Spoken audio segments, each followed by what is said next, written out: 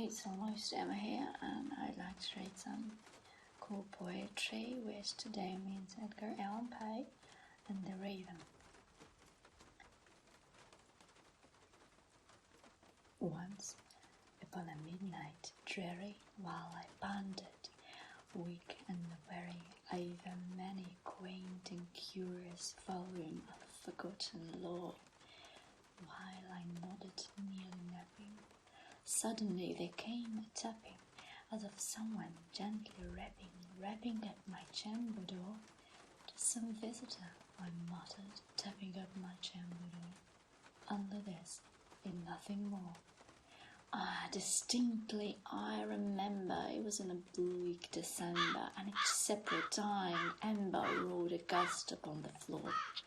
Even I wished the morrow vainly I had sought the borrow from my books surcease of sorrow for the lost Lenore, the rare and radiant maiden whom the angels name Lenore, named here for evermore.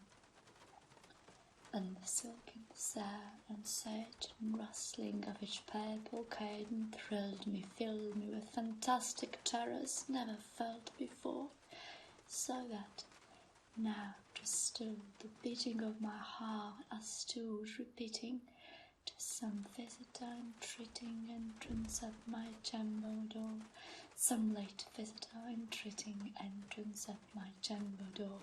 This is it, and nothing more."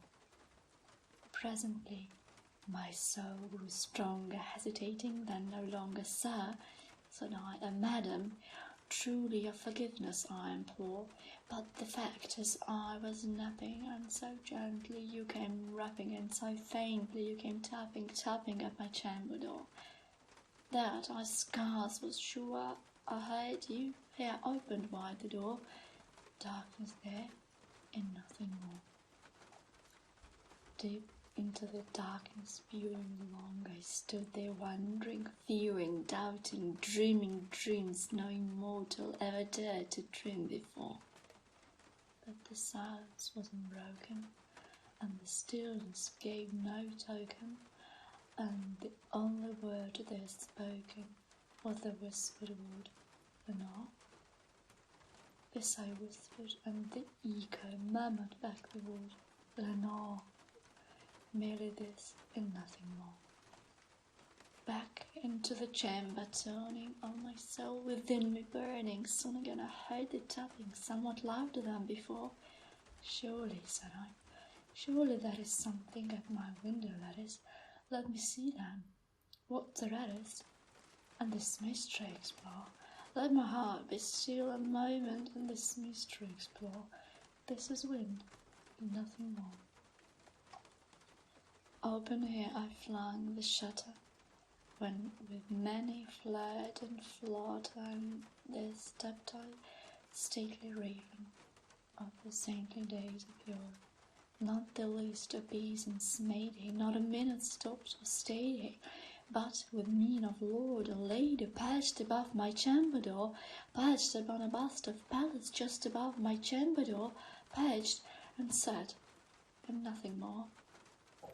Then the ebony bird, beguiling my sad fancy into smiling, but the grave and stern decorum of the countenance it wore, "Though thy crest be shorn and shaven, though," I said, "art shorn or craven, gaze the green, an ancient raven wandering from the nightly shore. Tell me what thy lordly name is on the night's Plutonian shore."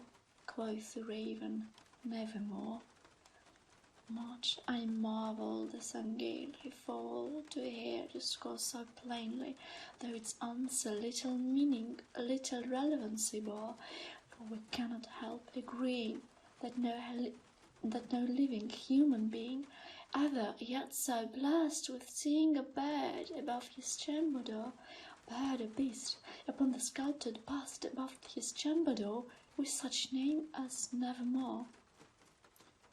Startled at the stillness broken by reply so aptly spoken, "Doubtless," said I, "what is utters is the only stock and store caught from some unhappy master, whom a merciful disaster followed fast and followed faster, till his souls one burden bore, till the dirge of his hope that melancholy burden bore, of never, nevermore.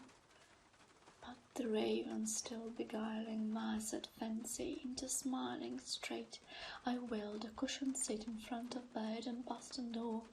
Then, upon the velvet sinking, I betook myself to linking fancy into fancy thinking, this ominous bird of yore. What this grim, ungainly, ghastly, gaunt, and ominous bird of yore meant in croaking nevermore. As I sat, engaged in guessing, but no syllable expressing, the foe's fiery eyes now burned into my bosom's core. This and more I sat divining, with my head at ease reclining on the cushion's velvet lining that the lamplight gloated o'er. But those velvet violet lining with the lamplight gloating o'er, she shall press, and nevermore. Then, without, the air grew denser, perfumed from an unseen censer swung by a seraphim whose footfalls tinkled on the tufted floor. Wretch, I cried, thy God hath slain thee, by this angel he hath sent thee. Respite and nepenthe from thy memories of Lenore. Quoth this kind nepenthe, and forgot this lost Lenore. Quoth the raven, nevermore.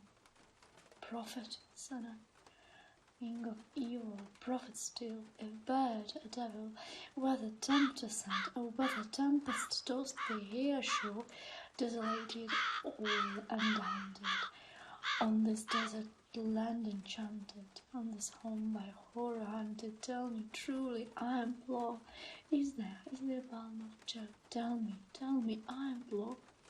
Quoth the raven, nevermore.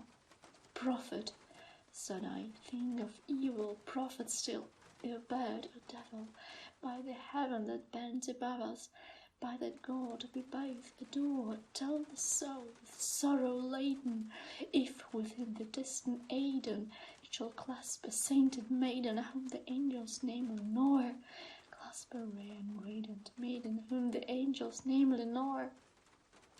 Quoth the raven, nevermore.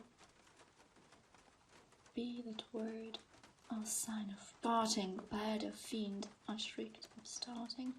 Get thee back into the tempest, and the night's Plutonian shore, leave no backbloom as a token of that lie thy soul hath spoken, leave my loneliness unbroken, quit the bust above my door.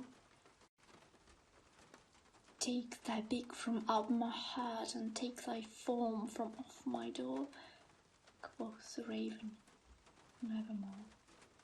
And the raven, never fleeting, still is sitting, on the pallid bust of Pallas just above my chamber door, and his eyes have all the seeming of a demon that is dreaming, and the lamplight iron streaming throws his shadows on the floor, and my soul from out that shadow that lies floating on the floor shall be lifted nevermore.